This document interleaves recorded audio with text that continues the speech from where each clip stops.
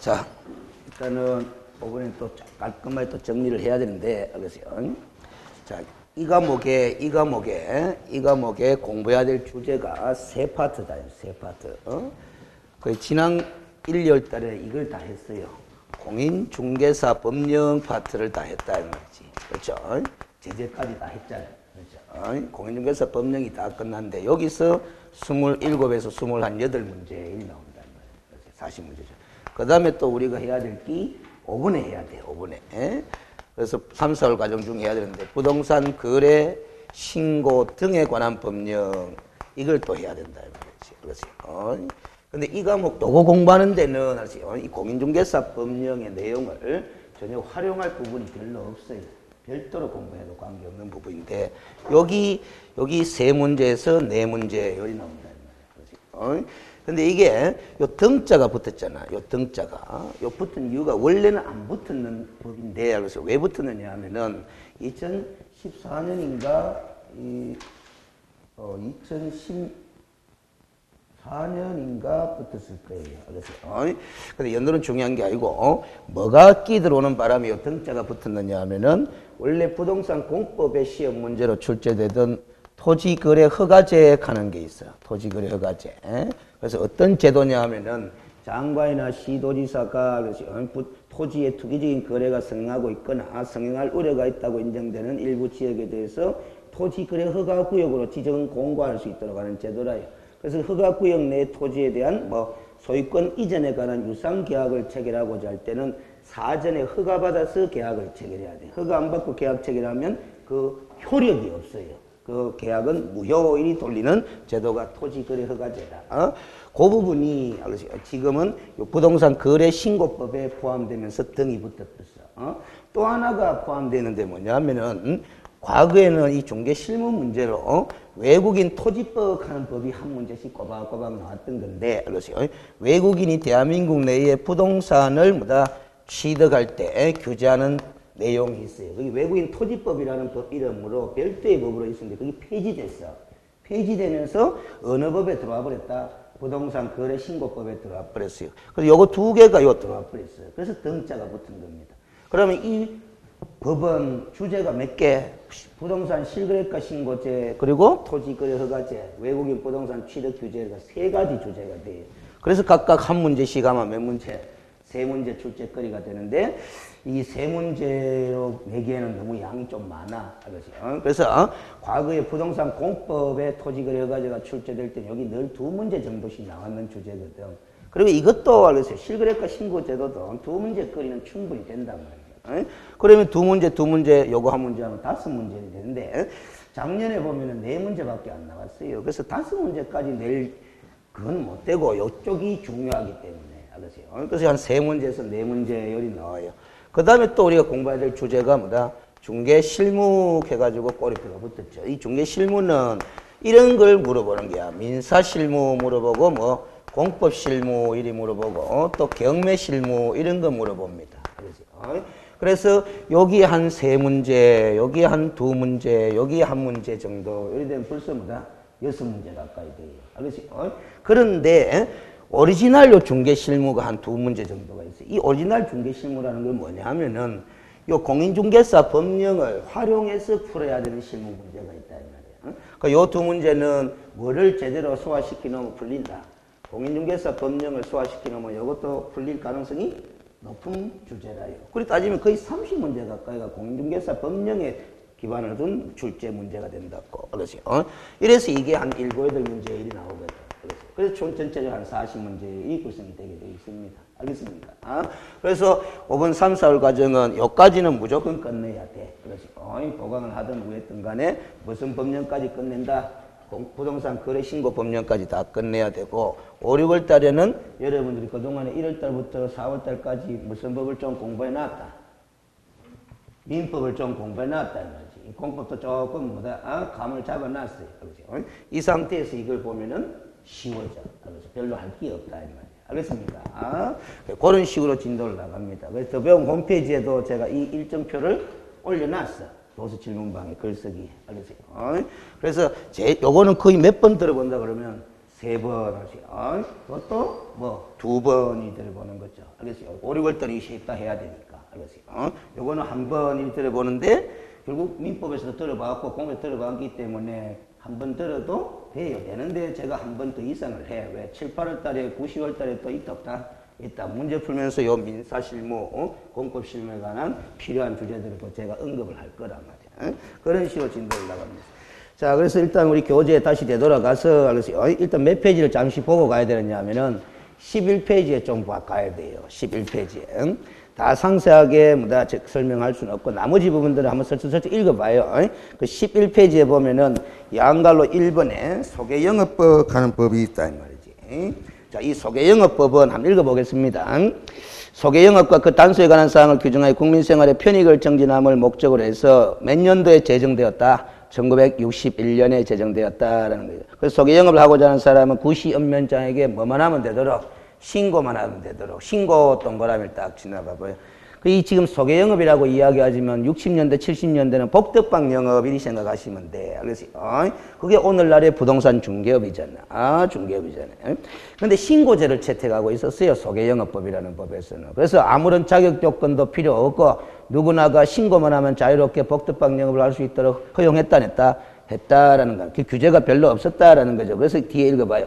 영업의 신고제다, 영업자의 무자격, 그리고 영업활동상의 의무 규정이 별로 많지도 않았고, 그리고 불건전 소개행위에 대한 제재 규정도 별로 없었고, 이런 여러 가지 문제점 때문에, 그래서 이 70년대 이후에 산업화 시대에 따른 복잡하고도 가는데 70년대 우리가 60년대부터 경제개발 5개년 계획을 했죠.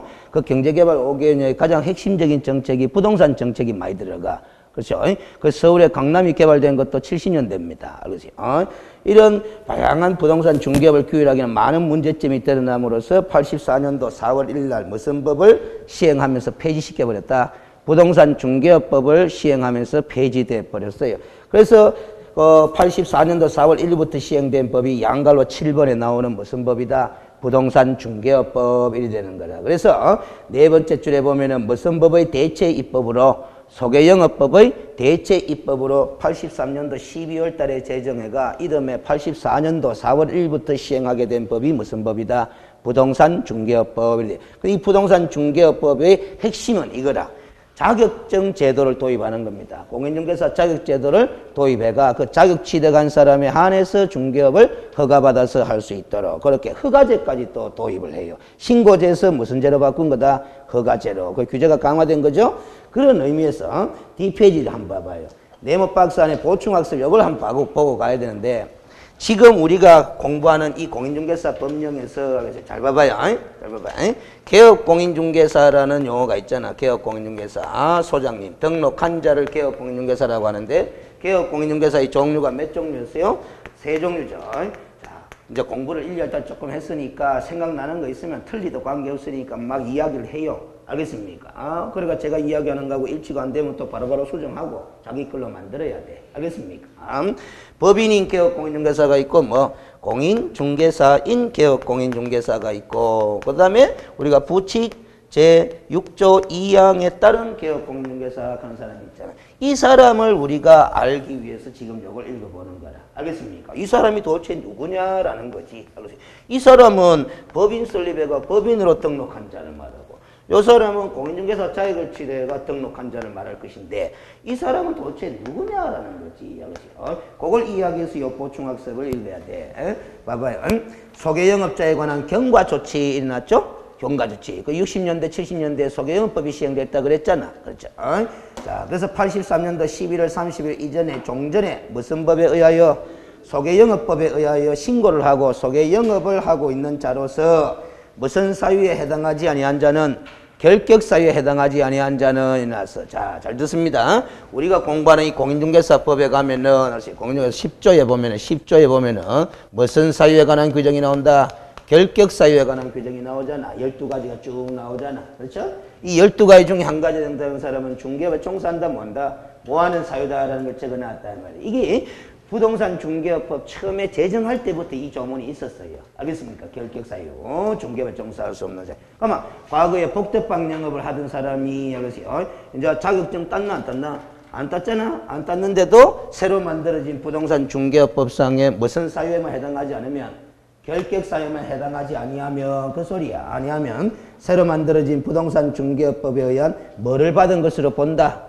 줄 거예요. 허가를 받은 것으로 본다고 줄 거면 돼. 그럼 실제로 자격증을 취득하지도 않았기 때문에 허가받을 수 있는 사람이라 없는 사람이라 없는 사람이죠. 없는 사람인데 허가를 받은 것으로 본다. 이 의제 처리해져 가지고 계속해서 자격증이 없음에도 불구하고 중개업을 할 수 있도록 허용해준다, 낸다? 해준다라는 사람이라.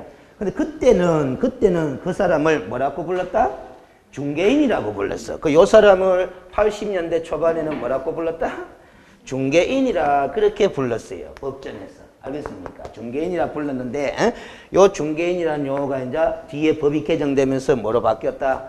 부칙 제6조 2항에 따른 개업공인중개사 일이 바뀌었다라는 소리라. 알겠습니까? 핵심은 자격증이 있나 없나? 없어요. 알겠습니까? 없는데도 허가를 받은 것으로 법적으로 인정해준다, 해준다, 아닌다? 해준다라는 걸 알겠어요. 근데 지금은 무슨 죄예요? 등록죄잖아. 그렇죠? 그럼 등록죄로 가봅니다. 그래서 어디로 가느냐 하면은, 방갈로, 저 밑에 방갈로 3번으로 가봐. 방갈로 3번으로 가보면은 99년도 7월 1일 나오죠? 요때 부동산 중개업법이 개정되면서 허가제를 무슨 제로 바꾸었다? 등록제로 바꾼 거라. 알겠습니까? 그러면 요리 됩니다. 요 중개인이라는 사람은 83년도 부동산 중개업법이 제정될 때는 허가받은 것으로 본다 이 처리해줬잖아. 99년도에 등록제로 법을 바꿀 때는 부칙에다 또 무슨 조문을 두겠어요? 잘 봐요. 종전법에 따라 허가를 받은 것으로 보는 자는 등록제로 바뀐 새로운 법이 있죠. 그 법에 따라서 뭐 한 것으로 본다? 등록한 것으로 또 본다. 이렇게 또 이제 처리해 주는 거다. 그래서 현재까지 중개업을 계속할 수 있도록 허용해 주는 게. 그럼 이 사람도 등록했나 했나? 등록한 거나 마찬가지예요. 그래서 등록한 것으로 본다 해야 되니까. 알겠습니까? 그래서 등록한 자에게 붙이게 되어 있는 개업공인중개사라는 용어를 붙여가 부칙 제6조 2항에 그 근거가 있기 때문에 부칙 제6조 2항에 따른 개업공인중개사 이렇게 부르는 겁니다. 알겠습니까? 그런데 이 용어를 오해하시면 안 되는 것이 이 개업공인중개사라는 용어를 이 사람한테 붙인다고 해가지고 자격증이 있는 거다 없는 거다? 있는 걸로 착각하시면 안 돼요. 없어요. 알겠습니까? 없습니다. 요 사람은 자격증이 있다 없다? 없다라는 거다. 그러나 등록한 것으로 보는 자입니다. 알겠습니까? 자, 제가 이렇게까지 이야기하는 거는 여러분들이 봐봐요. 여러분들이 익혀놓은 단어가 단어가 다른 표현으로 나오면 쉬워요, 어려워요? 어려워지는 거 아이가. 그렇죠? 아마 여러분들이 익혀놓은 단어는 요거 익혀놨단 말이야. 부칙 제6조 2항에 따른 개업공인중개사 맞죠? 그렇죠? 요걸 익혀놨는데 실전 시험에 요렇게 나와도 맞춰라는 소리야. 부칙 제6조 2항에 따라 중개사무소 개설 등록을 한 것으로 보는 자 해도 이 사람하고 같은 말 다른 말 같은 말 이렇게 판단할 수 있어야 된다라는 소리다. 알겠습니까? 그러니까 항상 시험 문제가 매년 보면은 똑같은 내용을 물어요. 똑같은 내용을 물어보는데 표현이 매번 새롭게 구성이 된다라는 거잖아. 알겠어요? 자, 그렇게 이해를 하셔야 됩니다. 자, 그 다음에 어디로 가느냐 하면은, 그 113페이지 한번 봐봐. 13페이지에 보면은 방갈로 5번에 2014년도 일어났죠? 2014년도인데 밑에 내용을 내려가봐. 주요 내용으로 봐봐요. 주요 내용으로 가보면은, 나를 한번 읽어볼 필요가 있습니다. 가는 제명하는 것은 법의 이름이야. 법의 이름을 무슨 법으로 개정하고, 공인중개사법으로 개정하고, 부동산 거래 신고에 관한 내용을 뭐하여 삭제하여 별도의 법률로 제정했다라는 거잖아. 그래서 2014년도부터 법이 두 개로 쪼개진 거예요. 두 개로. 이 법이 쪼개진 거지. 잘 봐봐요. 2014년도 이제는 공인중개사의 업무 및 부동산 거래 신고에 관한 법률. 요런 법 이름이었어요. 알겠어요? 요 이전의 법 이름은 뭐였다? 부동산 중개업법. 이렇게 된 거지. 알겠습니까? 83년도에 소개영업법의 대체입법으로서 만든 법이 무슨 법? 부동산 중개업법. 이랬단 말이지? 알겠어요? 그래가 그동안에 개정을 여러 번 했어. 여러 번 하면서 등록제도도 바꾸고 이랬다가 뭐 법 이름이 이렇게 언제 바뀌느냐 하면은 2006년도에 2006년도에 와가지고 6년도에 와가지고 잘 봐요. 2006년도 1월 달부터 실거래가 신고제도가 도입됐단 말이야. 근데 그 실거래가 신고제도를 어느 법에 집어넣었다? 부동산 중개업법에 집어넣으면서 이 법 이름을 뭐로 바꿨다? 요렇게 바꾼 거야. 공인중개사의 업무 및 부동산 거래 신고에 관한 법률 요렇게 바꾼 거야. 그러니까 실거래가 신고제도를 여 집어넣는 바람에 법 이름이 이리 된 거예요. 이러다가 여기 몇 년도와가 2014년도쯤 연도는 정확하게 기억 안 해도 돼요. 14년도에 와가 법이 몇 개로 쪼개졌다? 2개로 쪼개진 거야. 무슨 법하고 무슨 법으로? 공인중개사법하고 뭐다? 요걸 탁 이가 부동산 뭐 거래 신고에 관한 법률 이렇게 두 법으로 쪼갠 거예요. 알겠습니까? 하나의 법이 몇 개로 분리됐다? 2개의 법으로 분리된 거라. 근데 요 거래 신고에 관한 법률에 등자가 지금 없잖아. 저는 제가 등자를 붙여놨잖아. 이 등이 붙게 된 거는 몇 년이냐 하면은 14페이지를 가봐요. 14페이지 가보면은 14페이지 가보면은 이게 또 들어갔구나.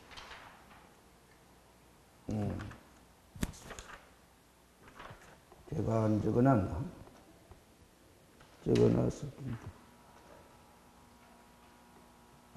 일단 이렇게 봐야 됩니다. 이 2014년도에 이렇게 분리됐잖아. 분리됐는데 여기 우리 교재는 빠졌는데 그래서 어디 있을 거라. 2016년도에 와가지고 요 법 이름이 부동산 거래 신고 등자가 들어갔어요. 등에 관한 법률 이렇게 바뀌었다 이 말이지. 2016년도쯤에 요 등자가 들어가게 된 이유는 제가 설명했어요, 안 했어요? 했죠? 무슨 제도와 무슨 제가 토지 거래 허가제하고 외국인 부동산 취득 규제가 어느 법에 들어왔다? 요 법에 끼 들어오면서 요 법에 포함되면서 등자가 딱 붙은 거예요. 알겠습니까? 그래서 현재는 우리가 시험 범위로 공부하는 게 무슨 법하고 공인중개사법하고 뭐하고 부동산 거래 신고 등에 관한 법령을 공부하는 거라. 알겠습니까? 이런 변화를 거치가 있습니다. 요 정도로는 알아두고 알았어요. 15페이지 가면 2번에 공인중개사법의 법적 성격 해놨는데 별표 표시를 해놔라 했습니다. 이 공인중개사법의 법적 성격은 이렇게 공부를 해야 됩니다. 그래서 앞으로 많이 활용해야 될 법 적용의 원리인데 그래서 자, 칠판 봅니다. 우리 대한민국 법은 상위 규범과 무슨 규범? 하위 규범의 관계로 구성이 되어 있다 그랬잖아. 그래서 가장 최고의 상위 규범이 뭐라 그랬어요? 헌법이 되어 있고 그 밑에 규범을 뭐라 그런다? 잘 봐요. 법 내지 뭐 법률 이렇게 이야기를 한다 이 말이야. 알겠습니까? 그럼 여러분들 봐봐요. 우리가 공부하는 이것도 이 공인중개사법도 공인중개사법 하잖아. 그렇지?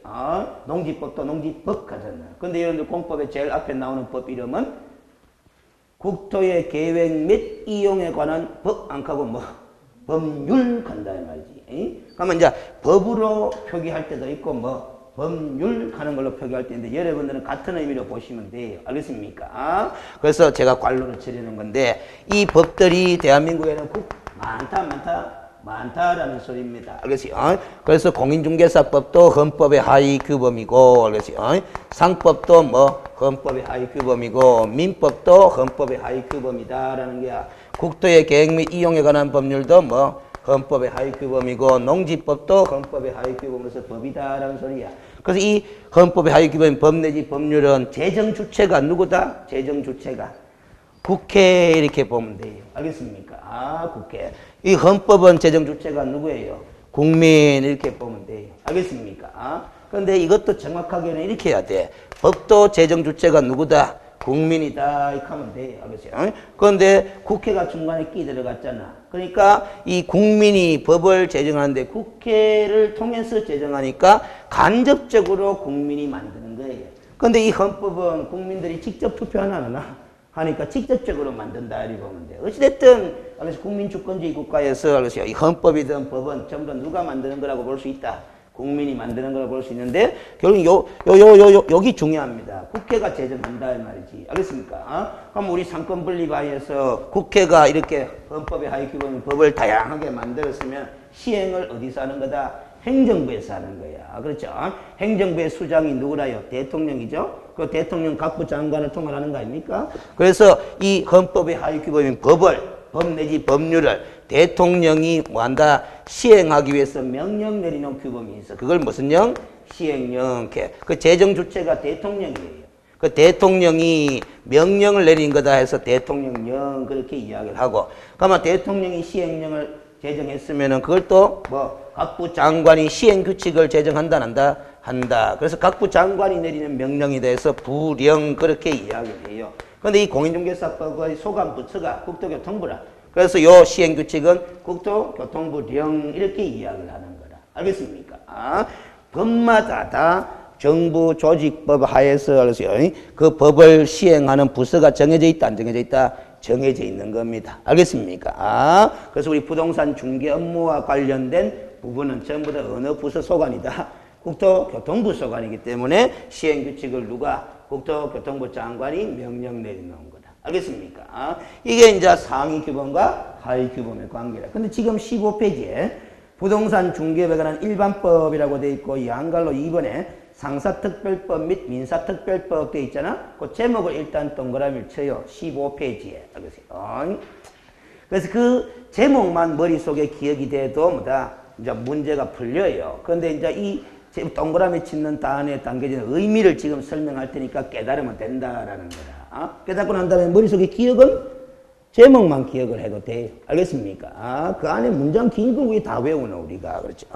자, 그럼 지금 일반법과 특별법 하는 거는 법의 분류 개념이야. 법의 분류 개념. 여러분들 잘 봐봐요. 잘 봐.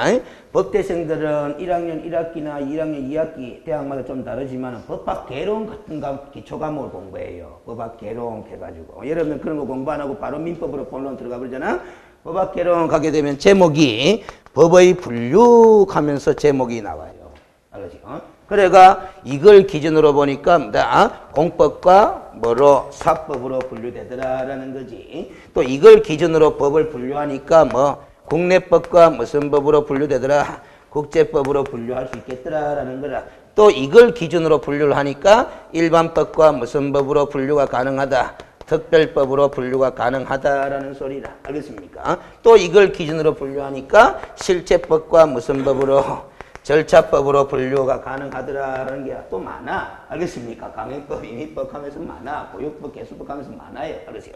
그런데 이제 우리가 법대 공부를 하는 것이 아니니까, 그래서 적어도 우리 공인중개사법을 갖다가 공부하는데 필요한 범위 내에서만 좀 알아보자 해서, 알겠어요? 지금 이게 제일 중요해. 이게. 근데 다른 교재를 보면은 공법과 사법의 분류에 관해서도 설명해놨다, 놨다? 해놨는데 저는 별로 의미가 없다 보고 빼버렸어요. 알겠어요? 근데 이 공법과 사법의 구별은 부동산 공법 시간에서 처음에 이야기를 좀 할 거다, 안 할 거다? 할 거다라는 거라. 자, 그럼 요거부터 먼저 설명하고 요거 2개 정도 이야기합니다. 제가 이거 전부 다 여러분들 이걸 중요시 여기는 습관을 들여야 됩니다. 항상 뭐는 분류는 이 단어들은 분류 개념이잖아. 그렇죠? 분류 개념이죠. 분류 개념을 공부할 때는 뭐를 자꾸 고민을 해야 된다? 분류 기준을 고민해야 돼. 분류 기준을. 뭐든지 어느 교과서든 분류하는 걸 공부할 때는 뭐 종류, 유형, 분류 이런 제목을 갖고 공부할 때는 뭐를 자꾸 고민해야 된다? 기준, 종류를 구분하는 기준을 자꾸 구분해야 돼요. 알겠어요? 그거 생각하면 이해되기 쉬워. 알겠습니까? 제일 쉬운 사례가 여러분들 민법 공부할 때 뭐 계약의 성격 해가 계약의 유형을 공부해요. 그리고 유상계약, 무상계약 이런 거 들어보나 안 들어보나? 들어보죠. 그러면 세상에 존재하는 계약을 크게 분류해보면은 유상계약과 무상계약으로 분류할 수 있다. 무상계약으로 분류할 수 있다. 그 분류 기준이 뭐예요? 그걸 생각하면 단어 개념은 자동적으로 나오는 거 아이가? 분류 기준이 계약의 내용에 대가 지급에 관한 내용이 포함되어 있으면 뭐 유상이고, 대가 지급에 관한 내용이 포함이 안 돼 있으면 무상 이런 거 아닙니까? 그러니까 결국 유상계약이냐 무상계약이냐는 개념이 확 와닿잖아. 알겠습니까? 무슨 소리가 있죠? 그럼 쌍무계약, 편무계약 이런 것도 분류하나? 하잖아. 이 분류 개념이야. 법률 용어가 아니야. 분류 개념이야. 알겠어요? 법적 개념이 아니다. 그러면 쌍무계약이냐 편무계약이냐 그 분류 기준은 뭐예요? 분류 기준은 계약의 그 당사자가 다 채무를 부담하는 계약이냐 아니면 뭐다 일방만이 채무를 부담하느냐 그 채무 부담의 당사자가 일방이냐 쌍방이냐 따라서 뭐다 편모계약이냐 쌍무계약이냐 이리 구분하잖아. 더 정확하게는 계약의 당사자가 부담하는 채무가 뭐다 결연성 대가적 관계에 놓이는 채무라면은 그거는 쌍무계약이 되지만 어찌됐든 쌍방이 다 채무를 부담해야 뭐다 쌍무계약이 되는 거예요. 응? 그런 식으로 구분하잖아. 그런 식으로. 그러면 요 일반법과 특별법의 법의 분류는 어떤 기준 하에서 분류하는 거냐 하면은 법이라는 것이 다 적용 범위가 정해져 있다 안 정해져 있다? 정해져 있다라는 거죠. 알겠어요? 그걸 다른 말로 표현하면 효력 발생 범위가 정해져 있다 안 정해져 있다? 정해져 있다라는 거라. 알겠습니까? 그러면 이 일반법과 특별법의 구별은 짧아요. 헌법의 하위 규범인 요 법들 있잖아. 법들 많잖아. 이 법들 서로 간의 관계를 따져보자라는 거라. 뭐를 기준으로? 효력 발생 범위를 기준으로. 알겠어요? 적용 범위를 기준으로. 법마다 다 효력 발생 범위가 정해져 있다 안 정해져 있다? 정해져 있는데 그 효력 발생 범위를 서로 비교 검토해 보자라는 거라. 알겠어요? 그게 일반법과 특별법의 구별이에요. 그러면 알겠어요? 자 봐봐요. 이게 법의 효력 발생 범위를 가리키는 동그라미를 칩시다. A 법은 이 동그라미 안에서 효력 발생하는 거야. 알겠습니까? 그런데 요렇게 B 법은 알았어요. 여기에 효력 발생하는 법이 있을 수 있다 없다? 있다라는 거라. C 법도 있을 수 있다 없다? 있다라는 소리죠. 알겠습니까? 자 그러면은 봐봐. 이 각 법마다 효력 발생 범위가 다르잖아. 다른데 이런 관계를 따져보면은 요 부분 있잖아. 요 부분은 법이 몇 개가 적용되는 거예요, 지금. 3개가 적용될 수 있는 거잖아. C법, B법, A법 다 적용될 수 있는 거죠. 이런 현상이 나타날 때 학자들은 뭔 고민을 하겠어요? 각 법의 효력 발생 범위를 비교해 보니까 이런 현상이 나타나. 이런 현상이 나타나면 학자들은 뭘 고민해 볼 수밖에 없느냐. 이 부분에 관해서 법을 적용할 때 법 적용 순서를 정할 필요성이 있겠구나 없겠구나? 있겠구나라는 거라. 법 적용의 순서를. 그 법 적용의 순서를 정하기 위한 필요성 때문에 이런 관계를 보고 무슨 법과 무슨 법으로 분류를 해봤다. 일반법과 특별법으로 분류해봤다라는 소리라. 알겠어요? 분류해보고 이제 어느 것이 일반법이고 어느 것이 특별법이냐 구분이 되면 법 적용의 순서로 특별법부터 먼저 적용하자라는 법 적용의 원칙을 정한 거예요. 특별법 우선 적용의 원칙. 알겠습니까? 자, 그러면 C법은 B법에 대한 무슨 법? C법은 B법에 대한 무슨 법? 특별법이 되는 거라. 알겠어요? B법은 C법에 대한 무슨 법? 일반법이 되는 거예요. 근데 B법은 또 A법에 대한 무슨 법? 특별법이 되는 거예요. A법은 B법에 대한 무슨 법? 일반법. 이렇게 구분이 가는 거예요. 알겠습니까? 우리가 보면 일반적인 사항을 두루두루 규율하기 위해서 만든 법을 일반법 이렇게 부르면 특별한 사항을 특별히 따로 규율하기 위해서 만든 법이 뭐다? 특별법이 되잖아. 그럼 그 특별한 사항은 일반적인 사항 속에 포함이 되는 거다 안 되는 거다? 포함이 되는 거다. 그래서 이 관계가 이렇게 설정이 되는 거다. 알겠어요? 그런데 이 B법이라는 법은 A법과 비교하니까 무슨 법? 특별법. 근데 C법과 비교하니까 무슨 법? 일반법. 이런 성격을 지니까 하나의 법이 어느 법과 비교하느냐에 따라서 일반법일 수도 있고 특별법일 수도 있다라는 현상이 나타나니까 일반법과 특별법의 구별은 절대적 구별이 아니라 뭐다? 상대적 구별이다라는 거라. 그래서 항상 상대적 구별이다 하는 말을 잘 들어야 돼요. 상대적 구별이기 때문에 이 법이 일반법이냐 특별법이냐 이리 물으면 답할 때 비교 대상을 제시해야 된다, 안 된다? 해야 된다라는 거라. 자, 요 ABC 3개 법인데, 알겠어요? 제가 이름을 갖다 붙이겠습니다. 지금 여러분들하고 같이. 자, 공인중개사법하고 상법하고 민법이라는 법이 존재하는데, 이 공인중개사법도 중개업에 관한 법이죠? 그럼 중개업도 뭐다? 영업이다, 영업 아니다? 영업이죠? 모든 영업을 두루두루 규율하기 위해서 만든 법이 무슨 법이다? 상법이잖아. 그렇죠? 그런데 상법은 영업행위를 규율하기 위해서 만든 법 맞지만은 이 민법은 영업행위뿐만 아니라 비영업적인 행위까지도 두루두루 규율하기 위해서 만든 법이 무슨 법이다? 민법이야. 그러면 요 A, B, C에다가 각각 저 3가지 법 이름을 갖다 붙여봐요. A는 무슨 법? 민법. B는 무슨 법? 상법. C는 무슨 법? 공인중개사법. 이리 되는 거예요. 알겠습니까? 그럼 제가 아까 상대적 구별이라고 그랬잖아? 그러면 공인중개사법은 일반법이에요, 특별법이에요? 이리 제가 질문하면 여러분은 답을 할 때는 그냥 일반법이다, 특별법이다 하지 말고 비교 대상을 제시하면서 이야기를 해. 무슨 법에 대한 특별법이다? 공인중개사법은. 상법에 대한 특별법이다. 또 뭐? 민법에 대해서도 특별법이다. 이렇게 이야기를 해. 그러면 양갈로 2번 제목이 해결됐나 안 됐나? 됐죠? 상사특별법 및 뭐 민사특별법 이렇게 되는 거예요. 맞죠? 그러면 우리가 일반법과 특별법의 구별을 이런 식으로 그림을 만들어서 이해를 할 수 있다면은 대한민국에는 요 D법도 있을 수 있다 없다. 요 D법도 있을 수 있지 않느냐라는 거라. 없을 수도 있지만 만들 수도 있지 않느냐. 특별히. 알겠습니까? 그러면 요 D법은 C법에 대한 무슨 법이다?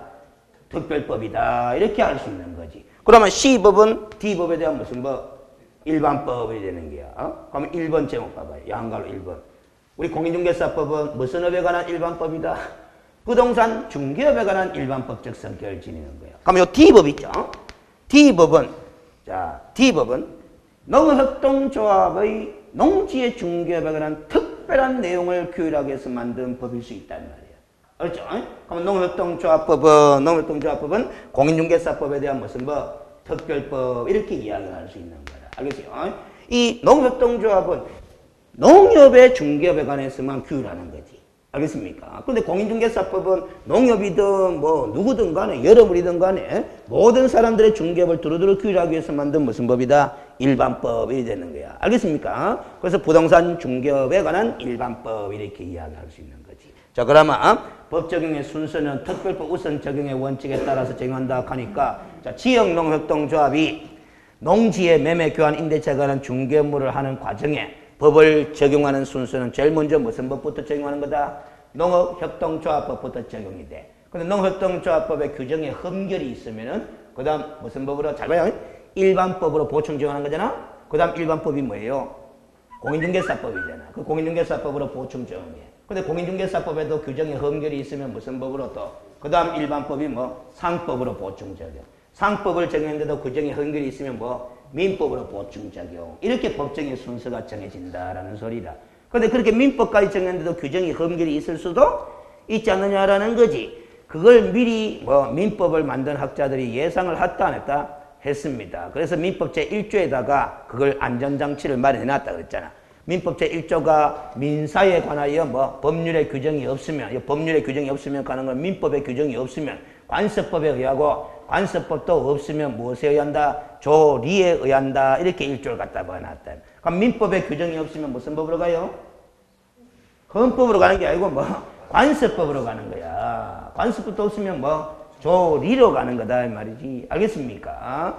지금 헌법으로 간다 하면 안 돼요. 일반법과 특별법의 구별은 헌법의 하위 규범인 법, 동등한 지위에 놓여있는 이 법들 서로 간의 관계를 따진 거기 때문에 이 법에 흠결이 있다고 해가 상위 규범을 적용하는 거 아니다라는 겁니다. 알겠습니까? 그렇게 가는 거예요. 그럼 자, 여러분들 1월달 공부했으니까 봐봐요. 지역농협협동조합도 농지의 매매를 중개할 수 있나 없나? 있죠? 어느 법에 따라서? 농협동조합법에 따라서 할 수 있게 되는 거예요. 그러면 그 지역농협이 농지의 매매를 중개할 때도 알겠어요? 잘 들어요? 농협협동조합법에 특별한 규정을 두고 있지 않으면 무슨 법을 따라야 되는 거다? 공인중개사법을 따라야 되는 거다. 알겠어요? 농협협동조합법에 농협이 중개할 때는 이렇게 해라 저렇게 해라 하는 구체적인 규정이 있을 수 있는데 없다면은 무슨 법을 따라야 되는 거다? 공인중개사법을 따라야 되는 게. 그런 의미에서 부동산 중개업에 관한 일반법 그렇게 이야기하는 게. 누가 부동산 중개업 하더라도 공인중개사법의 적용을 받아야 된다는 뜻에서 중개업에 관한 일반법 이렇게 이야기할 수 있는 게거든. 알겠습니까? 자, 그래서 봐봐요. 자, 지역농협이 농지의 중개 업무를 할 때 등록합니까 안 합니까? 중개사무소 개를 등록합니까 안 합니까? 안 하죠. 안 하는 이유는 어느 법에? 농업협동조합법에. 농협동조합법에. 지역농협이 농지의 매매 교환 임대차 간 중개 업무를 할 때는 자, 들어요. 일반법인 공인중개사법의 제9조 규정, 등록 규정을 적용하지 않는다 하는 적용 배제 규정을 어느 법에 두고 있기 때문에 농협동조합법에 특별히 두고 있기 때문에 특별법 우선 적용 원칙에 따라서 등록 안 하고도 중개업 한다 한다라는 거라. 그럼 자, 지역농협이 이제 등록하는 거 이제 중개하는 이유는 깨달았어요. 근데 우리가 공부한 바에 따르면 공인중개사법에 보면 봐봐요. 중개 업무를 수행하는 사람은 어느 누구라도 업무를 시작하기 전까지 보정 설정해야 되나 안 해야 되나? 해야 되지. 업무 보정 설정을 해야 된다 이 말이지. 알겠습니까? 잠깐만. 지역농협도 농지의 매매 교환 임대차 간 중개 업무를 할 때 이제 등록은 안 해야 되는데 등록하는 이제 중개 업무 할 때 보정 설정해야 된다 안 된다? 그걸 따져봅시다. 해야 되는지 안 되는지 따져보자. 일단 특별법적인 성격을 지니는 농협협동조합법에 보정 설정에 관한 규정을 적용하지 않는다 하는 적용 배제 규정이 있다 없다? 없어. 없으니까 이 농협이 중개 업무를 할 때도 보정 설정을 해야 한다 안 한다? 해야 된다. 어느 법에 따라서? 공인중개사법에 따라서.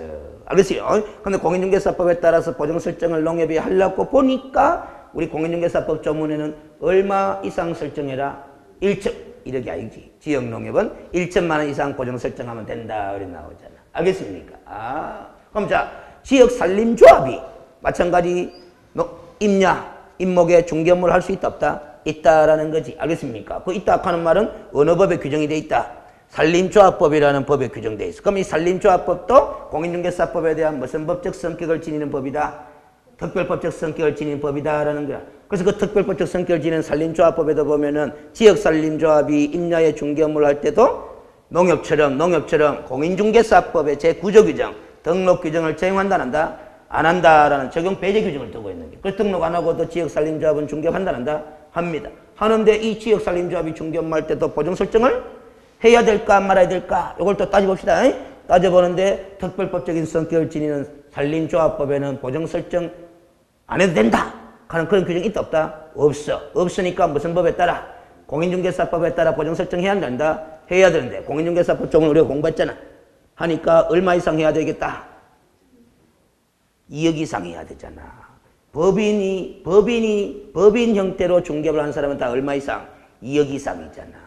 개인 형태로 중개를 한 사람은 다 얼마? 1억 이상이지만. 알겠습니까? 그래서 지역산림조합이라는 글자는 안 나오지만은 법인체잖아. 법인체, 지역산림조합은. 그래서 법인으로서 보정 설정하는 금액인 2억 이상을 해야 돼. 다만 우리 공인중개사법에는 이제 그 지역농협이라는 이 법인만큼은 예외 규정을 둬가 얼마 이상? 1천만 원 이상 일이 더 나왔다는 것 뿐이지. 알겠습니까? 만약에 이때까지 시험 문제 한 번도 안 나왔는데 이거는 나왔어요. 지역농협도 알겠어요. 농지의 중개 업무를 하기 전까지는 1천만 원 이상의 보정 설정을 해야 된다 하는 거 시험 문제 나왔어. 그러면 지역산림조합도 임야의 중개 업무를 행하기 전까지는 공인중개사법에 따라 2억 원 이상의 보정 설정을 하여야 한다 하는 말 시험 문제 나왔다 안 나왔다? 안 나왔어. 근데 5번에 나온다 쳐봐요. 옵니까 없습니까? 이렇게 판단할 수 있게 되는 기다 이 말이야. 무슨 소리냐. 이 법 적용의 원리를 깨달아 버리니까 안 나왔는 것도 판단하게 되는 거다. 그럼 산업단지 관리기간, 산업직접 활성화 및 공장 설립에 관한 법률에 따라서 산업단지 내의 공장 건축물이나 공장 부지에 대한 매매를 중개할 수도 있어요. 산업단지 관리기간은. 대구 산업단지 관리기간이 있거든. 그것도 당연히 대구 산업단지 내의 공장 건축물 거래를 중개할 수 있어요. 중개 업무 할 수 있다라는 것은 어느 법에? 산업직접 활성화 및 공장 설립에 관한 법률에 특별한 규정을 두고 있는데 거기도 보면은 공인중개사법 제9조 규정, 등록 규정을 적용한다 안 한다? 안 한다 하는 규정을 두고 있어. 그 등록 안 하고도 산업단지 관리기간은 중개할 수 있다 없다? 있는데 그 산업단지 관리기간이 중개 업무를 시작하기 전까지는 보정 설정해야 한다? 해야 된다. 어느 법에 따라? 공인중개사법에 따라. 얼마 이상? 산업단지 관리기간도 개인이다 법인이다? 법인이잖아. 법인이니까 얼마? 2억 이상이 되는 거야. 알겠어요? 그 시험 문제 안 나오는 산업단지 관리기간을 물어도 똑같은 위치에서 맞출 수 있게 되는 기다 이 말이야. 알겠어요? 자, 그렇게 일하시. 지금 3개 이야기했습니다. 3개. 농협동조합, 지역산림조합, 그 다음에 산업단지 관리기간. 공통점이 다 공통점이 다 등록 하나 안 하나? 안 하잖아. 안 하는 이유는 깨달았죠? 무슨 법에? 특별법에. 알겠어요? 공인중개사법에 대한 특별법에. 알겠어요? 공인중개사법에 등록 규정을 적용한다 한다? 안 한다라는 배제 규정을 두고 있기 때문에 등록 안 한다라는 게 한 개 더 붙입니다. 자산관리공사도 알겠어요? 중개업을 할 수 있다 없다? 있습니다. 할 수 있다 하는 말은 자산관리공사 법에 있어. 법에 있는데 자산관리공사는 중개업할 때 등록한다 한다? 해야 됩니다. 공인중개사법에 따라. 왜 해야 되느냐? 자산관리공사법이라는 공인중개사법에 대한 특별법에 알겠지? 등록 규정을 적용하지 아니한다라는 말이 있다 없다? 없어요. 알겠지? 없으니까 특별한 법에 등록 규정을 적용하지 아니한다는 배제 규정을 두고 있지 않으니까 무슨 법에 따라? 일반법인 공인중개사법에 따라 등록을 해야 된다? 해야 된다라는 이런 이치가 되는 거야. 그래서 우리가 지금 4개를 이야기했잖아. 4개. 이 4개가 다 공인중개사법에 따라 중개업하는 사람이에요? 다른 법률에 따라 중개업하는 사람이에요? 다른 법률에. 그래서 우리 공부하다 보면 다른 법률의 규정에 의해 중개업을 할 수 있는 경우 이런 표현이 나온단 말이에요. 그럼 다른 법률의 규정에 의해 중개업을 할 수 있는 경우는 총 몇 가지다? 4가지. 4가지인데 3개는 등록한다는다? 안 하고. 자산관리공사 1개는 등록한다는다? 한다. 이렇게 됩니다. 그래서 3 플러스 1 이렇게 가는 거예요. 그래서 왜 등록 안 하고 왜 등록하는지 다 깨달았나 안 깨달았나? 깨달은 거예요. 그거 외우는 거 아니야. 알겠습니까? 그 대신 요거는 외워야 되지. 그 법인 4개 이름을 외워야 되나 안 외워야 되나? 외워야 되는 거지. 그런 게단 말이에요. 그래서 이 보면은 알겠어요. 그 공부를 제대로 했는지 안 했는지 이렇게 물어보면 아는 거야. 그 지역농협등조합이 왜 등록도 안 하고 농지의 매매 교환 임차를 중개업무를 할 수 있습니까? 이리 물었는데 등록 안 하는 거는 외화가 알고 있는데 왜 등록 안 해도 되는 건지 설명한다 만다? 뭐 하는 사람이 있잖아? 이거 외운 거예요. 외운 거예요. 그렇지. 그 지금 여러분들은 왜 등록 안 해도 됩니까? 설명해봐요. 공인중개사법에 대한 특별법적인 성격을 지니는 농협동조합법에 따라서 중개업을 할 수 있는 자인데 농협은 그 농협동조합법에 보면은 농협이 중개업할 때는 일반법에 우리 공인중개사법의 등록 규정을 적용한다는다?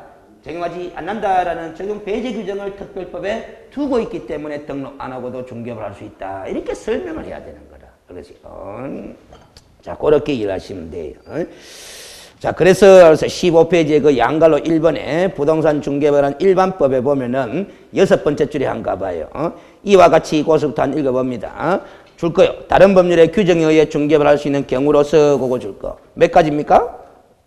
4가지죠. 그래서 공인중개사법 제9조 규정을 적용하지 않은 특별 규정을 두고 있는 경우는 몇 개? 3개잖아. 3개 이름을 위해야 되죠. 지역농협 동그라미 치고 지역산림조합 동그라미 치고 밑에 줄에 산업단지 관리기관 동그라미 치면 돼요. 요 3개는 제9조 규정, 즉 등록 규정을 적용한다는다? 안 한다라고 돼 있기 때문에 뭐다? 등록 안 하고도 중개업을 할 수 있는 케이스고. 그러나 돼 있죠? 이 법 이름이 되게 길어. 줄여서 자산관리공사법 그렇게 이야기를 하는데 법 이름은 안 해도 좋습니다. 그래서 비업무용 자산 구조개선 기업의 자산에 대한 매매 중개업무를 수행할 수 있도록 허용하고 있는데 이 자산관리공사의 중개업무에 대해서는 구조 규정을 적용 배제하는 특별 규정을 두고 있다 안 두고 있다? 안 두고 있으므로 적용 배제하는 특별 규정을 두고 있지 않으므로 그걸 줄 거나요. 결국 이 자산관리공사가 중개업무를 할 때는 공인중개사법에 따라 등록해야 한다. 해야 된다. 그렇게 정리하면 되는 거다. 알겠어요? 됐습니까? 그 다음 양갈로 2번에 상사특별법, 민사특별법 하는데 이거는 이렇게 정리를 하면 돼요. 자, 7, 8을 봅니다. 7, 8을 봅니다. 우리가 상법이라는 법이 있는데 상법에 보면은 46조가 나와. 근데 조문 숫자는 외울 필요 없어요. 상법에 보면 46조에 이런 조문이 나와요. 기본적 상행이 가는데 기본적 가는 글자도 별 중요성이 없고 뭐 상행이 가는 게 나와. 그래서 1호부터 뭐 쭉 번호가 나와요. 쭉 나와. 알겠어요? 여기에 적혀진 거는 다 무슨 행위다? 상행이다라는 거다. 알겠습니까? 상행이다라는. 그럼 여기에 적혀지는 행위들은 다 무슨 법의 적용을 받게 돼 있는 거다? 상법의 적용을 받게 돼 있는 거다라는 소리라. 알겠습니까? 여기에 적혀진 것들은 다 무슨 법의 적용을 받게 돼 있는 거다? 상법. 그러니까 이런 말도 하는 거예요. 상법은 무슨 법이고 이리 물어봐. 밑에 것도 없이 무슨 법이고 물어봐. 상행위에 관한 무슨 법이다? 일반법이다. 그렇게 이야기할 수 있는 거예요. 상행위를 두루두루 규율하기 위한 무슨 법이다? 일반법이다. 그렇게 이야기를 하는 거예요. 자, 근데 이 상행위의 11번에 보면은 뭐가 나오느냐 잘 봐요. 중개에 관한 행위 가는 게 나온다 이 말이에요. 중개에 관한 행위. 알겠습니까? 그럼 중개에 관한 행위도 무슨 행위다? 상행위야. 그럼 중개에 관한 행위도 무슨 법의 적용을 받는 거다? 상법의 적용을 받는 거다 이 말이에요. 그렇지? 잘 봅니다. 근데 이 중개에 관한 행위는 잘 봐요. 상사 중개도 있고 뭐 민사 중개도 있을 수 있다라는 소리라. 알겠습니까? 상사 중개, 민사 중개도 다 중개다 중개다. 중개다. 그러면 이건 뭐고 이거는 뭐고 알아봅시다. 이거는 뭐냐면은 상인들 간의 상거래를 알선하면 무슨 중개? 상사 중개. 상사 중개가 아닌 중개는 전부 다 무슨 중개다? 민사중개에 정합니다. 그러면 상인들 간의 상거래를 중개하는 상사중개 하는 거는 제일 이해하기 쉬운 사이에 도매상하고 소매상하고 거래하나 안 하나? 거래하잖아. 그 도매상과 소매상의 거래를 알선하는 경우가 있다 없다? 있다. 그 알선이 바로 무슨 중개다? 상사중개다라는 겁니다. 알겠습니까? 근데 상사중개가 아니면 전부 다 무슨 중개다? 민사중개다라는 소리입니다. 알겠습니까? 근데 그 민사중개는 또 종류가 많더라 많더라. 민사중개는 많더라라는 거다. 자, 잘 봐요. 부동산 중개, 민사중개다, 상사중개다, 민사중개다 이 말이지. 부동산 중개라는 게 매도인과 매수인 사이에 매매 거래를 알선하는 거잖아. 그럼 매도인과 매수인이 상인이가, 도매상이고 소매상이가 아니잖아. 알겠습니까? 임대인과 임차인이 상인이가 아니잖아. 이런 걸 민사거래라 그래. 민사거래. 상인들 간의 거래는 상사거래라 그러는 거고. 알겠습니까? 그럼 상사거래를 알선하면 상사중개고, 민사거래를 중개하면 뭐? 민사중개. 그럼 부동산 중개는 당연히 무슨 중개다? 민사중개다. 그럼 혼인중개는? 혼인중개.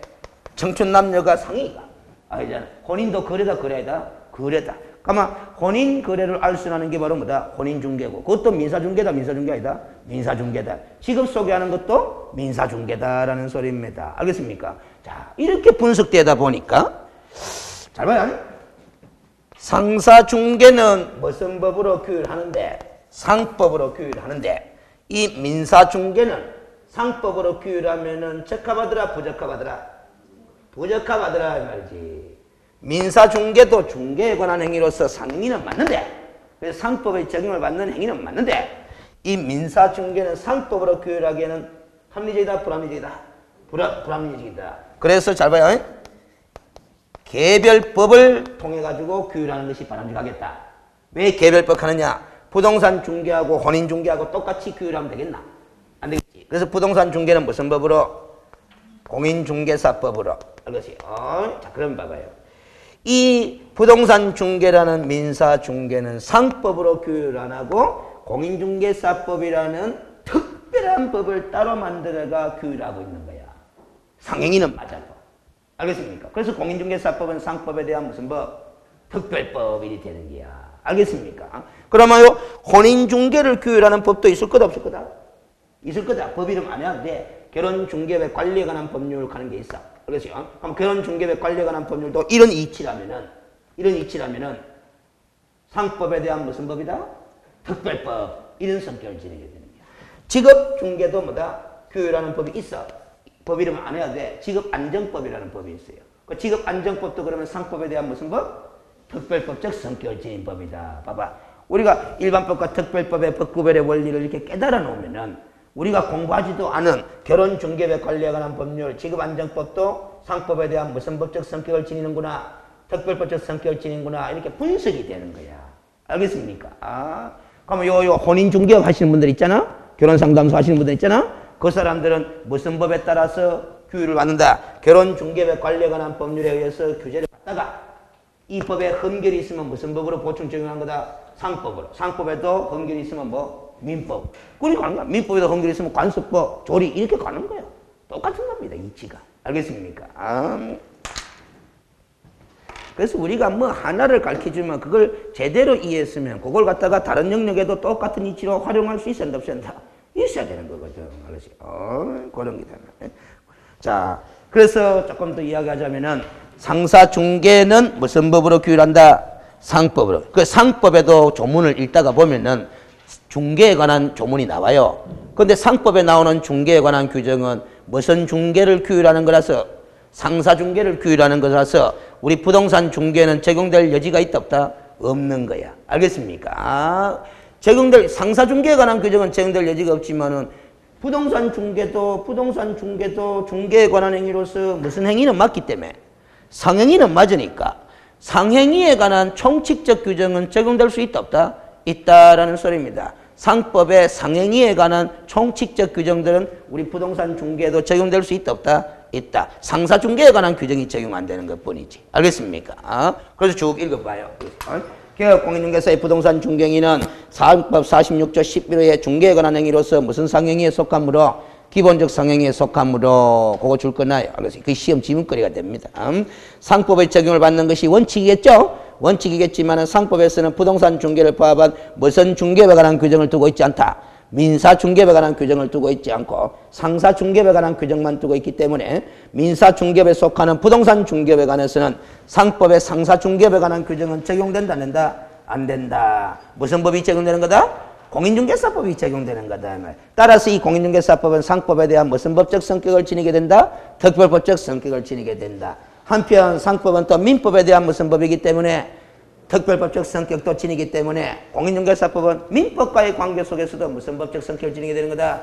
특별법적 성격을 지니게 된다. 따라서 공인중개사법은 상법과 민법에 대한 특별법에 해당한다라고 결론을 맺을 수 있다라는 겁니다.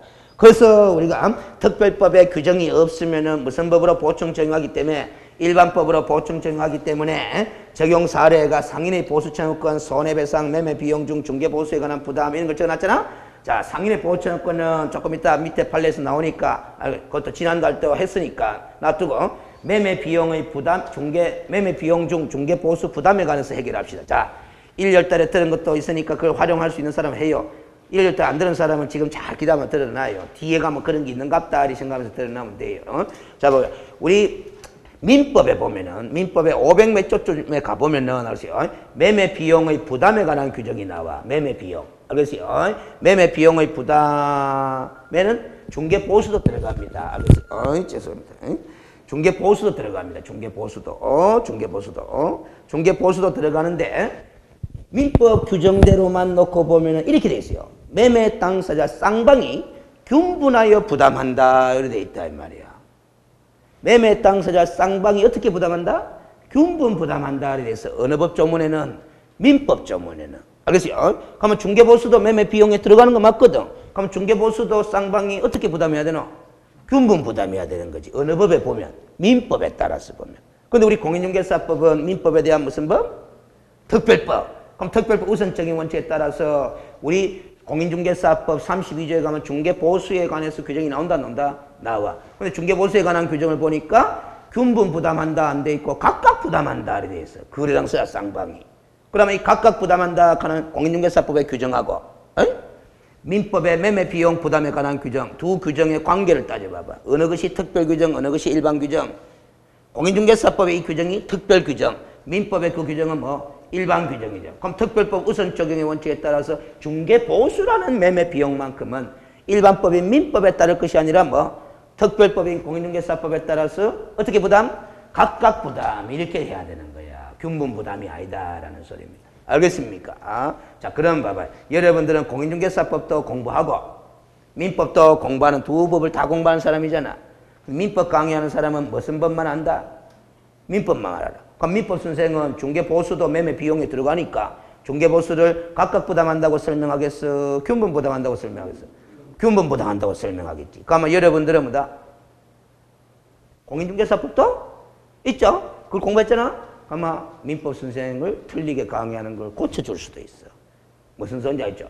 민법생이 아마 공인중개사법을 몰라서 그런 모인데, 그래서 공인중개사법에 보면 중개보수는 뭐 각각 부담한다라는 특별한 규정을 두고 있기 때문에 특별법 우선적인 원칙에 따라서 중개보수는 균분 부담이 아니라 뭐 각각 부담한다고 해야 됩니다. 이렇게 해야 되는 거예요. 무슨 소리인지 알겠어요? 자, 그럼 봐봐요. 여러분들 민법 시험 문제 출제하는 출제위원이 공인중개사법의 중개보수에 관한 규정을 알아야 될까 몰라야 될까? 알아야 되는데 모르고 그냥 민법의 매매 비용 부담에 관해서 문제를 내버리잖아. 출제에 오류가 있을 가능성이 생긴다 안 생긴다? 생깁니다. 그런데 이렇게 내면 출제 오류라고 볼 수 없어요. 민법 시험 문제를 내면서 매매 비용에 관한 부담 규정을 내면서 중개보수라는 글자를 안 적으면 돼. 중개보수라는 글자를 민법 시험 문제에 거론 안 하면 돼. 안 하고 그냥 무슨 비용? 매매 비용에 관해서는 거래당사 쌍방이 어떻게 부담한다? 균분 부담한다. 이렇게 하면 그건 출제 오류가 안 돼. 알겠습니까? 근데 중개보수를 포함하여 뭐 매매 비용은 거래당사 쌍방이 균분 부담한다. 이렇게 뿐만 뭐야. 그걸 오로내버리면 출제 오류가 되는 거예요. 알겠습니까? 그래서 현실적으로 민법 출제하시는 분이 중개보수를 포함하여 이런 말 안 씁니다. 그걸 쓴다 하는 것 자체는 이미 공인중개사법의 중개보수에 관한 규정을 공부했다 했다 했다는 거거든. 알겠습니까? 안 하면은 그걸 안 써요. 공부하니까 그걸 써서 뭐다 그걸 표현하는 거지. 알겠어요? 그래서 이 법 공부 법의 내용을 시험 문제 낼 때 이 특별법의 존재 유무에 관해서 검토를 잘해야 돼요. 그래서 그 특별법의 존재를 인식 못하고 그냥 일반적인 내용만 가지고 뭐 문제를 구성하다 보면은 수험생이 특별법 갖고 이의신청에 들어와 버린다 이 말이에요. 알겠습니까? 자, 그렇게 보시면 되고, 그래서 또 한 가지 사례가 밑에 관련 판례가 있는데, 그래서 동그라미 1번 판례 한번 봐봐요. 복덕방에 상호를 내걸고 부동산 매매 등의 소기업을 하는 자, 이게 옛날에 소개영업법 시절에 복덕방 영업하시는 분들 아닙니까? 그 사람들이 오늘날 보면 개업 공인중개사분들 아닙니까? 그렇죠. 그 자는 상법 46조 11호 중개에 관한 행위는 상행인데, 동법 4조, 상법 4조에 보면 자기 명의로 상행위를 하는 자를 상인으로 규정하고 있어요. 그렇지. 상행위를 자기 명의로 하는 자가 누구다? 상인이라고 하는 거야. 그럼 우리 부동산 중개 행위도 상행위 맞잖아. 그러니까 그 부동산 중개 행위를 자기 명의로 영업하는 자가 개업 공인중개사분들 아닙니까? 그럼 그 개업 공인중개사도 상법상 상인이다, 상인 아니다? 상인이다. 그래서 상인임이 명백하고 해놨잖아. 상인임이 명백하고 그 동그라미 딱 쳐놔요. 그래서 우리 부동산 개업 공인중개사도 상인이다, 상인 아니다? 상인이다. 따라서 상인인 개업 공인중개사가 그 영업 범위내에서 타인을 위하여 행위를 한 이상 무슨 약정이 없다 해도 특별한 약정이 없다 해도 그 동그라미 딱 쳐놔요. 우리 상법 61조에 상인의 보수채용권을 행사할 수 있다 없다? 있다. 상법 61조가 어떻게 적혀져 있느냐? 제가 관로를 적어놨어요. 상인이 그 영업범위 내에서 타인을 위하여 행위를 한 때는 이에 대하여 상당한 보수를 청구할 수 있다. 이 적어놨거든? 그럼 상법 61조가 이렇게 적혀져 있다는 것은 보수 지급에 관한 약정이 있었느냐 없었느냐 그거는 따진다 안 따진다? 안 따지잖아. 그래서 특별한 약정이 없다 하더라도 자신이 행한 영업 행위에 대해서 상관한 보수를 청구할 수 있다 없다? 있다. 이렇게 판결을 내리는 거야. 그래서 이 사건은 결국 우리 현실을 반영한 사건이죠. 우리 현실에서는 의뢰인이 개업 공인중개사에게 중개 의뢰할 때 중개는 의뢰하는데 보수 지급에 관한 명백한 약속을 한다 안 한다? 안 하잖아. 안 하고 주로 의뢰하잖아. 그래가 거래가 이루어지고 난 다음에 중개 보수를 주고 싶다 안 주고 싶다? 안 주고 싶다. 그래서 내가 준다 소리 안 했으니까 안 주고 가는 거야.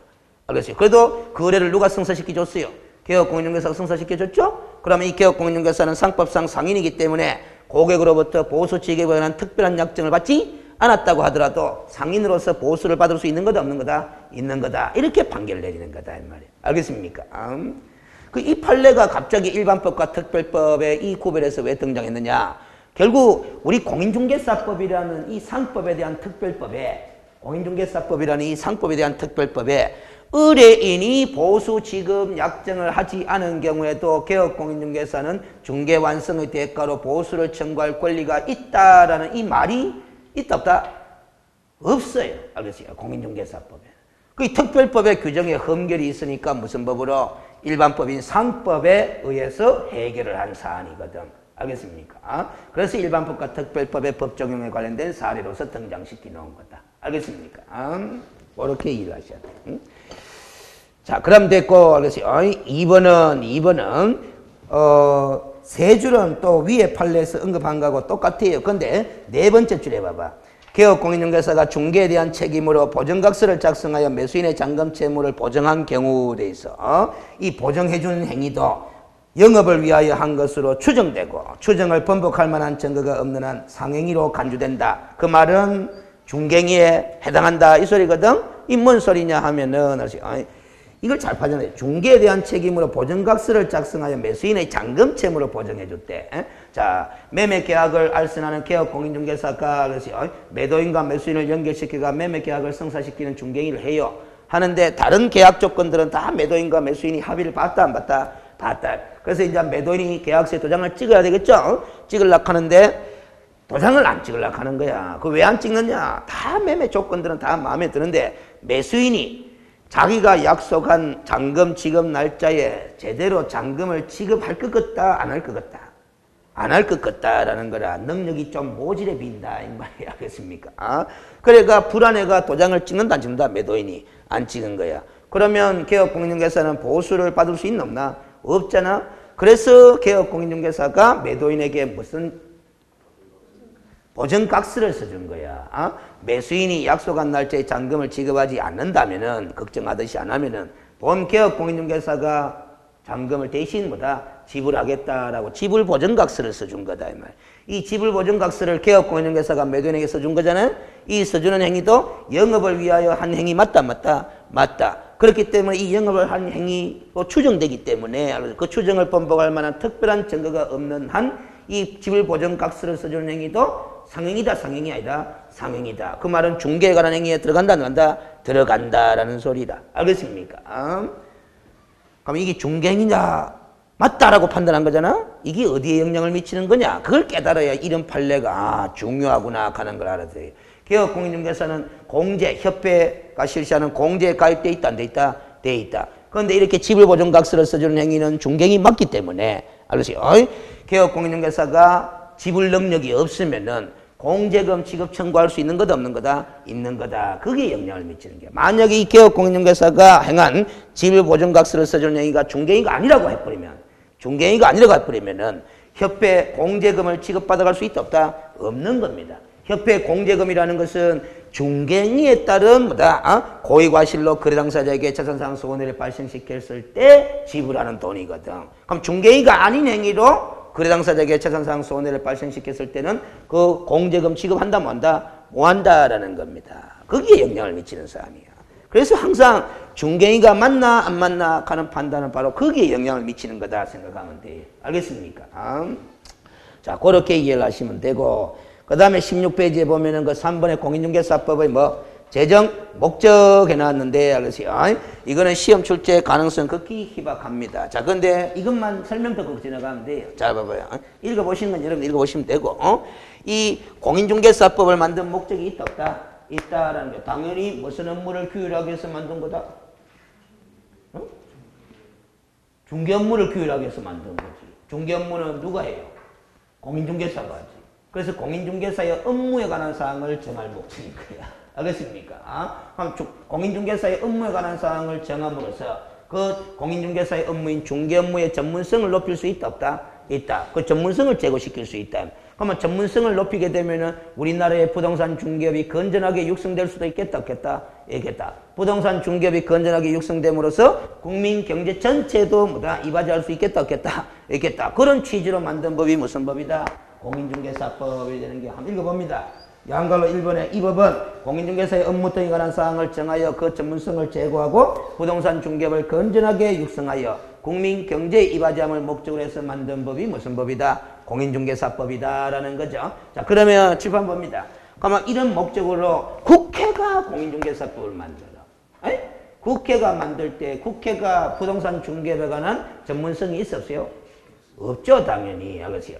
없지. 그래서 국회는 이 공인중개사법을 만들 때 큰 원칙만 설정해 두는 거예요. 알겠어요? 중개 업무에 관한 큰 원칙들만 정해 두는 거다라는 거라. 그럼 그 큰 원칙들을 누가 잘 시행해야 된다? 행정부가 잘 시행해야 되는 게 행정부가. 알겠어요? 그러면 이 시행령이라는 것은, 공인중개사법 시행령이라는 것은 어디에서 위임받은 사항? 법에서 위임받은 사항, 위임받은 사항뿐만 아니라 이 법을 시행하는 데 필요한 사항들을 다 시행령에 규정하는 거다. 알겠어요? 그래서 읽어봐요. 시행령의 목적어가 이 영은 어디에서 위임된 사항과 공인중개사법에서 위임된 사항과 그 법을 시행하는 데 필요한 사항을 규정하기 위해서 만든 것이 뭐다? 공인중개사법 시행령이 되는 거다. 알겠습니까? 자, 그러면 요 시행규칙은 뭐냐? 잘 봐봐요. 이게 하위규범이잖아. 이건 상위규범. 이것도 상위규범이잖아. 그러니까 이 시행규칙은 어디에서 위임된 사항? 법에서 위임된 사항. 또 아니면 어디에서 위임된 사항? 시행령에서 위임된 사항. 그리고 법을 시행하고 시행령을 시행하는 데 필요한 사항을 정하는 것이 시행규칙이야. 그래서 읽어봐요.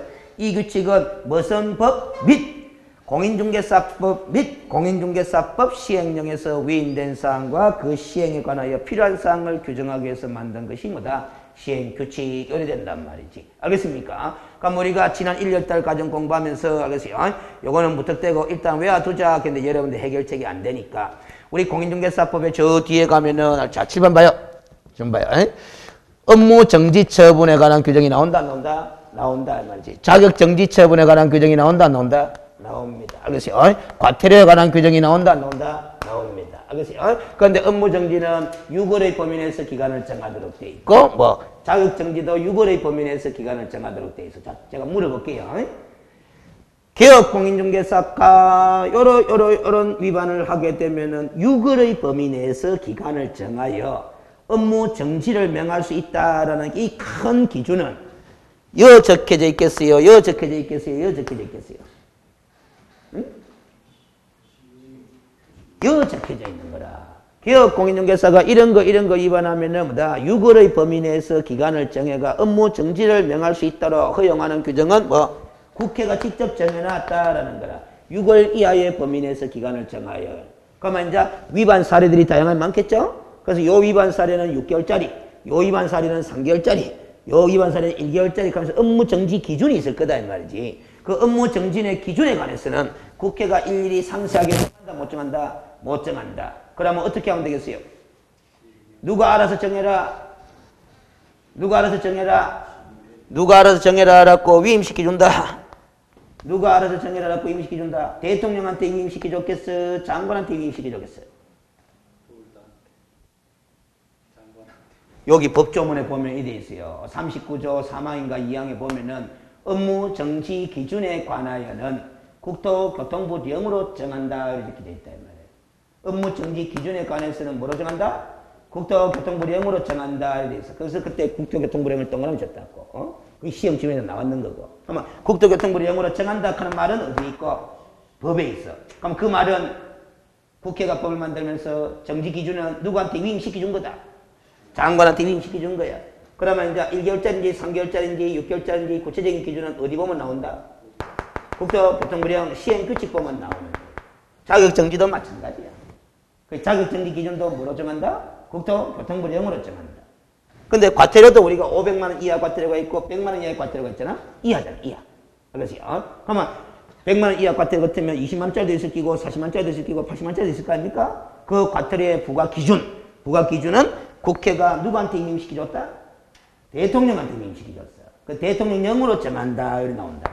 알겠습니까? 그래서 과태료 부과 기준은 뭐로 정하고? 대통령령으로 정하고, 업무정지나 자격정지 기준은 뭐로 정하고? 국토교통부령으로 정한다. 여기 시험 출제 됐던 사례들이야. 제가 봐도 재차 출제될 가능성이 있어. 알겠지? 제재에 관한 거라서. 알겠지? 그래서 그거는 여러분들이 국토교통부령으로 정하는 게 맞는지 대통령으로 정하는 게 맞는지 그거는 억지로 외울 수가 있다 없다? 다 그런 걸 다 못 외워. 근데 그 정도만큼은 외워두시라는 게야. 자격정지, 업무정지, 과태료 요 정도만큼은. 알겠지?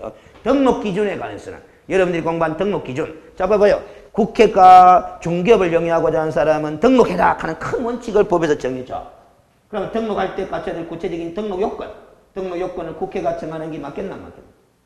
안 맞지. 전문성이 없는데. 그럼 누가 알아서 정해라? 그렇지. 대통령령으로 정한다. 이렇게 돼 있어. 그래서 시험 지문에 이런 게 또 나왔어요. 중개사무소 것을 등록 기준에 관하여 필요한 사항은 대통령령으로 정한다. 그러면 이렇게 되는 거야. 그래서 여러분들이 대통령령을 공부하면서 이런 거 공부해. 실무교육을 이수할 것, 중개사무소를 확보할 것, 이런 거 다 공부한 게다. 그게 등록 기준이잖아. 알겠습니까? 자, 그러면 됐고, 알았어요. 17페이지에 보충학습의 판례를 한번 읽어봅니다. 이 판례를 제가 여기다 낀가 놓은 거는 여러분들은 법을 만든 재정 목적을 별로 중요시 여긴다, 안 여긴다? 별로 중요시 안 여겨. 중요시 안 여겨, 여러분들은. 그러니까 시험 출제에서도 재정 목적에 관해서 크게 자주 출제되지도 않아. 알겠지? 그래서 학원에서는 재정 목적을 수험생들이 좀 등한시해요. 그런데 여러분들이 법의 재정 목적을 외울 것까지는 없지만 꼭 읽어주기는 해야 돼. 왜냐하면은 판례를 공부하는 데는 재정 목적이 중요하다, 아니하다? 중요합니다. 왜 그런지 한번 읽어볼까요? 공인중개사법령의 모든 규정은 1조의 재정 목적을 달성하기 위한 무슨 규정이다? 수단적 규정이고, 그래서 공인중개사법을 해석함에 있어서는 무슨 목적에 합치되게 해석해야 된다? 재정 목적에 합치되게 해석해야 된다. 이러한 관점에서 보면 여기서부터가 이제 판례라. 공인중개사 자격이 없는 자가 중개사무소 개설 등록을 하지 아니한 채 중개업을 하면서 체결한 중개보수 지급약정의 효력은 무슨 목적에 비추어서 해석되어야 된다? 입법 목적에 비추어서 해석되어야 한다라는 겁니다. 자, 그거 한번 봐봐요. 자, 7번 저를 봅니다. 제가 공인중개사 자격증도 없어요. 알겠지? 그래서 등록했겠나 뭐 했겠나? 뭐 했지? 그래서 무등록으로 중개업을 합니다. 알겠습니까? 불법이다, 불법이다? 불법입니다. 알겠어요? 근데 장사를 잘해요. 알겠어요? 영업을 잘해. 그러니까 두 사람의 매매 거래를 갖다가 알선합니다. 알선하는데 이 고객으로부터 보수 지급 약정을 받았다 안 받았다? 받고 약속 받고 알선해 준 거예요. 무등록 중개업하는 사람인데. 그래가 거래가 성사됐는데 나중에 보수를 내놔라 하니까 준다 안 준다? 안 준다. 왜 안 준다? 네 무등록 중개업 아이가라는 거야. 무슨 소리인지 알죠? 그럼 불법으로 저지른 사람이니까 보수 처음에 내가 주겠다고 약속은 했지만 이제 뒤늦게는 뭐다? 나 안 줄란다. 그러면 이래서 제가 보수 내놔라고 소송 걸었겠죠. 알겠죠? 거기에 대한 판례다라는 소리야. 그럼 이 소송에서 보수를 받을 수 있을까 없을까의 문제는 결국 이 고객들하고 무등록 중개한 사람 사이에 약속한 보수 지급 약정 있잖아. 이게 효력이 인정되느냐 인정 안 되느냐 여기에 판단하면 되잖아요. 무효다 무효이다? 무효다라고 판단한 거야. 왜 무효다고 판단하느냐? 제가 위반한 거는 무슨 규정을 위반한 거다? 우리 공인중개사법에 중개사무소 개설 등록 규정을 위반한 거잖아. 등록 안 하고 중개를 했잖아. 맞죠? 그렇지. 근데 이 등록 규정은 강행법규로 봐야 된다. 뭐 임의법규로 봐야 된다. 강행법규다. 그것도 강행법규도 단속 규정으로 봐야 된다. 효력 규정으로 봐야 된다. 효력 규정으로 봐야 된다라는 거야. 이 등록 규정이. 알겠습니까? 그래서 이 강행 규정 위반해가 보수 지급 약정했으니까 그 보수 지급 약정도 유효다 무효다? 무효다. 따라서 보수를 받을 수 없다. 이렇게 결론을 맺은 거다 이 말이야. 읽어보겠습니다. 공인중개사 자격이 없어 중개사무소 개설 등록을 하지 않은 채 중개업을 한 자에게 무슨 제재를 가하는 것만으로는 형사적 제재가 3년짜리 아닙니까? 3년 이하 징역 또는 3천만의 벌금형이지 그 형사처벌만 하는 것으로는 부족하고 그가 체결한 중개 보수 지급 약정에 의한 경제적 이익이 무등록 중개업하는 사람들에 돌아가는 것을 막을 필요가 있다 없다? 있다. 그래야 부동산 중개업이 건전하게 육성될 수 있지 않느냐. 그래야 국민 경제에 나름대로 기여할 수 있지 않느냐. 무등록 중개업하는 사람한테 보수를 인정하게 되면은 결국 중개업이 육성이 될 수 있다 없다? 없다라는 소리입니다. 무자격자가 판을 칠 거다라는 소리입니다. 그래서 우리 공인중개사법의 사무소 개설 등록에 관련된 규정들은 자격이 없는 자가 등록을 하지 않은 채 중개업을 하면서 체결한 중개보수 지급 약정의 효력을 제한하는 이른바 무슨 법규에 해당한다? 강행법규에 해당하는 것으로 해석을 해야 된다. 해석을 해야 된다. 이렇게 해석하게 된 것도 입법 목적을 고려한 거다 안 한 거다? 고려한 거다라는 겁니다. 중개업을 건전하게 육성해 국민경제에 이바지함을 목적으로 하는 이 입법 목적을 고려해 볼 때 등록 규정이 무슨 법규로 봐야 된다? 강행법규로 봐야 된다라는 거라. 알겠습니까? 입법 목적을 고려해 보니까 이 등록에 관한 규정이 임의 규정이 아니라 뭐다? 강행 규정이다라는 소리입니다. 그것도 단속 규정이 아니라 무슨 규정으로 봐야 된다? 효력 규정으로까지 봐야 된다라는 겁니다. 알겠습니까? 항상 판례들 같은 경우는 입법 목적을 고려해서 해석을 하는 것이 기본 자세입니다. 그래서 제가 이 부분에서 제일 이해되기 쉽게 입법 목적을 고려한 해석. 여러분들 주택임대차 보호법에 보면은 주거용 건물의 임대차, 주거용 건물의 임대차를 보호하기 위한 법이잖아. 맞죠? 그럼 주거용 건물이냐 아니냐 해석을 할 때 해석의 기준이 공부상 용도다, 실제 용도다. 실제 용도를 기준으로 해. 왜 그렇게 해석하겠습니까? 법조문에는 주거용 건물이라고 글자 적혀져 있는데 이게 주거용이냐 아니냐를 해석할 때는 실제 용도를 기준으로 해석하라는 거야. 판례가. 그러니까 왜 실제 용도를 기준으로 해석하라는 거냐? 입법 목적을 고려해봐요. 주택임대차 보호법을 만든 제정 목적이 뭐고? 옳지. 국민의 주거생활 안정이다라는 거야. 임차인 보호가 아니야. 국민의 주거생활 안정이에요. 알겠어요? 발 뻗고 잠은 잘 수 있게 해줘야 될까 이거라는 소리라. 알겠습니까? 그러면 봐봐요. 공부상 용도를 기준으로 할 것이 아니라 뭐다? 아무리 업무용 시설이라도 알겠어요? 공부상 용도가 업무용 시설이라도 사실상 무슨 용도로 사용하면 주거의 용도로 사용하면은 주거생활 공간이 이미 틀림없기 때문에 주거생활 안정 목적으로 만든 주택임차보호법의 보호를 받을 수 있도록 해줘야 된다? 해줘야 되지 않느냐. 그래서 실제 용도를 기준으로 판단해라. 이렇게 하는 거예요. 알겠어요? 입법 목적을 고려해야 돼. 무슨 소리인지 아세요?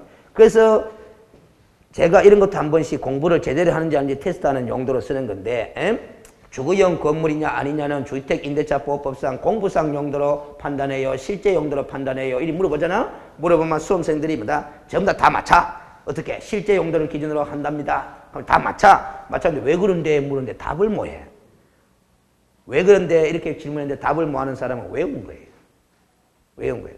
그런데 방금처럼 국민의 주거생활 안정을 목적으로 했던 법이 뭐다? 주택임대차 보호법이지 않느냐? 그럼 주거생활 안정 목적이라면 당연히 뭐다? 공부상 용도를 기준으로 해서는 주거생활이 안정될 수 있나? 안 되지. 왜? 현실에서는 공부상 용도가 주거용이 아니라도 사실상 주거의 용도로 사용하고 있는 건축물들 많다라는 겁니다. 알겠습니까? 만약에 공부상 용도를 기준으로 해석한다 하면 그렇게 실제 용도를 주거용으로 사용하고 있는 임차인들의 주거생활을 안정시킬 수 있나?